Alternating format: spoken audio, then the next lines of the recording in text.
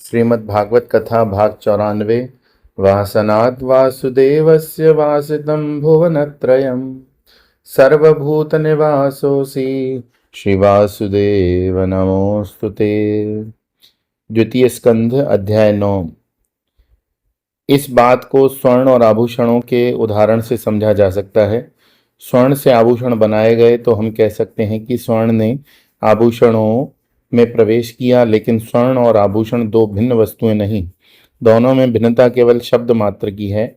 एक है स्वर्ण, एक है आभूषण। प्रवेश करने पर आभूषण के अतिरिक्त स्वर्ण नाम की भिन्न कोई वस्तु नहीं रही। फिर भी ध्यान दें, आभूषणों की जो गति है वह स्वर्ण की नहीं होती। आभूषणों के नाम रूप बदलते रहते हैं, लेकिन स्वर्ण वैसा का वैसा रहता है। आभूषण पैदा होते हैं, स्वर्ण नहीं। आभूषण नष्ट होते हैं, स्वर्ण नहीं। यानी जो गति कार्य की होती है वह कारण की नहीं। इस प्रकार ये कहा जा सकता है कि स्वर्ण ने आभूषणों में प्रवेश करते हुए भी नहीं किया। प्रविष्टानि अप्रविष्टानि। इसी प्रकार भगवान कारण है, जगत कार्य है। भगवान ने जगत में प्रवेश करते हुए भी प्रवेश नहीं किया। हमारी दृष्टि नाम रूपात्मक जगत पर रहती है, इसलिए हम समझते हैं कि जो गति कार्य की होती है वही कारण की होगी। लेकिन सच तो यह है कि जीव आते जाते जन्मते मरते नजर आते हैं, लेकिन इनका अधिष्ठान परमात्मा वैसा का वैसा ही रहता है। यहाँ भगवान कहते हैं, यथा तेषु न तेषु अहम, मैं उनमें नहीं हूँ और न वे मुझ में हैं। इस प्रकार का विचार भगवत गीता के 9वें अध्याय में आया। मया ततमिदं सर्वं जगदव्यक्तमूर्तिना मत्स्थानि सर्वभूतानि न चाहं तेषवस्थितः न च मत्स्थानि भूतानि पश्य मे योगमैश्वरम् भूतभृन्न च भूतस्थ ममात्मा भूतभावनः। मैं जो आकार रहित अव्यक्त मूर्ति हूँ, मैंने ही सभी आकारों को धारण किया है, तो आकार मुझ में, मैं आकारों में नहीं हूँ। अर्थात जो गति आकारों की होती है वह मेरी नहीं होती। जैसे स्वर्ण की दृष्टि में देखें तो स्वर्ण में आभूषण है, न आभूषणों का अभाव है। उसी प्रकार परमात्मा जीव का स्वरूप है, और इस स्वरूप का चिंतन करने बैठेंगे तब पता चलेगा कि जीव नाम की कोई वस्तु है ही नहीं।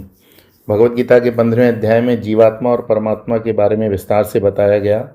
इसमें 5 बातें बताई गई। जीव क्या है, जगत क्या है, ईश्वर क्या है, परमात्मा क्या है, परमात्मा के अनुभव के लिए जीव को क्या साधना करनी चाहिए। इसमें जीव के बारे में भगवान कहते हैं, ममैवांशो जीवलोके जीवभूतः सनातनः। मेरा सनातन अंश जीवलोक में जीव बन गया। इस जीवभूत के रूप में ही भगवान दुखी रहने लग जाते हैं। 18वें अध्याय में आया, ब्रह्मभूत प्रसन्नात्मा, यानी जीव और ब्रह्म एक ही हैं। जब वो दुखी रहता है तो जीव और आनंद में रहता है तो ब्रह्म।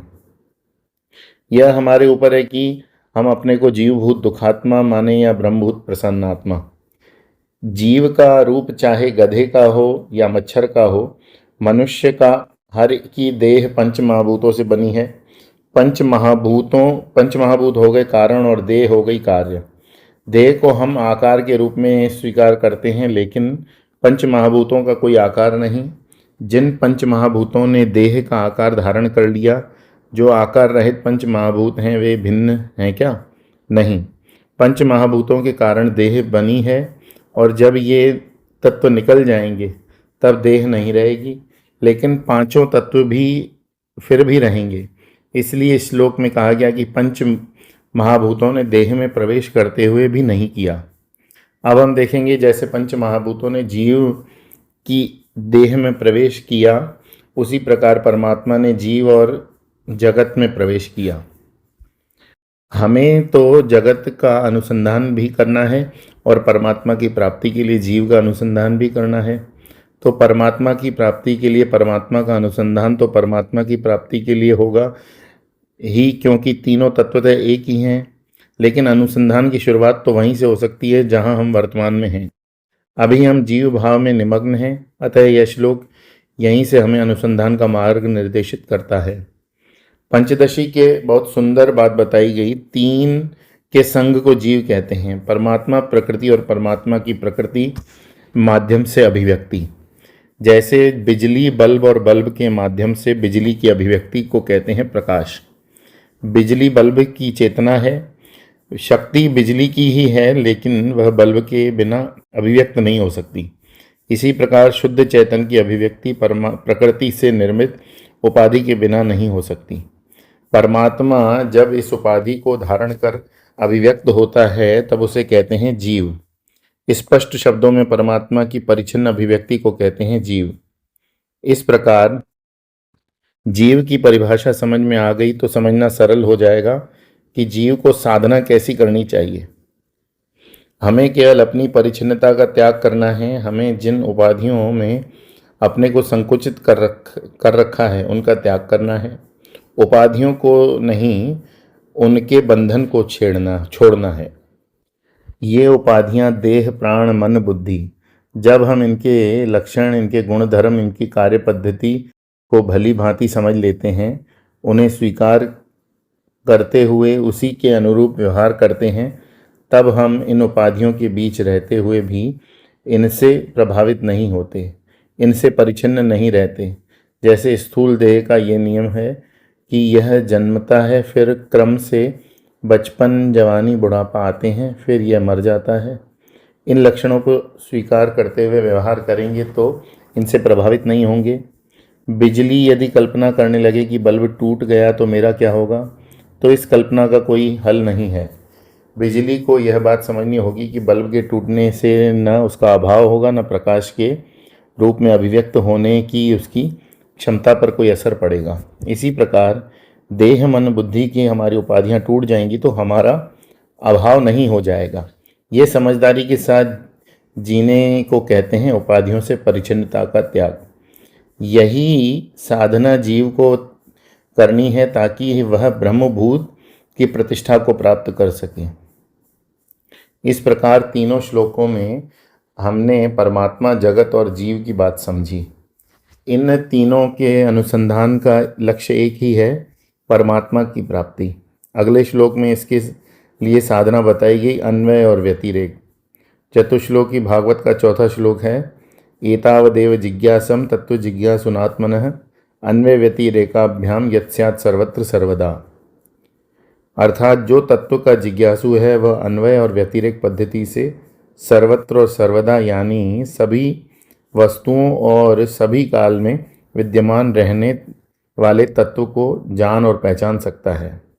ऐसा ही विचार भगवान शंकराचार्य के ग्रंथ सदाचार में भी आता है। अन्वय व्यतिरेकाभ्याम जागृत स्वप्न सुषुप्तिषु यदेकम केवलम ज्ञानम तदेवाहम परम बृहत्।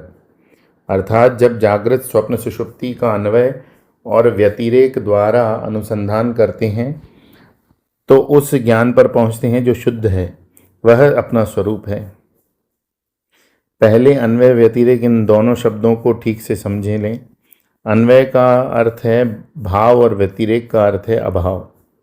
जैसे स्वर्ण का अस्तित्व आभूषणों के बिना भी संभव है पर आभूषणों पर अवलंबित नहीं है, इसलिए हम कहेंगे कि स्वर्ण में आभूषणों का व्यतिरेक, लेकिन आभूषणों का अस्तित्व स्वर्ण के बिना संभव नहीं, इसलिए सभी आभूषणों में स्वर्ण का अन्वय है। इसी को जीव के अर्थ में कहेंगे तो मैं क्या नहीं हूँ, यह विचार कर उसने तादात्म्य को हटा लेना व्यतिरेक है। मैं क्या हूँ ये विचार कर अपने स्वरूप को अनुकूल व्यवहार करना अन्वय की साधना है। अब इसी परिप्रेक्ष्य में जागृत, स्वप्न, सुषुप्ति और समाधि का अनुसंधान करें। जागृत अवस्था में स्थूल देह के साथ तादात्म्य रहता है, मैं समझता हूँ कि मैं हूँ।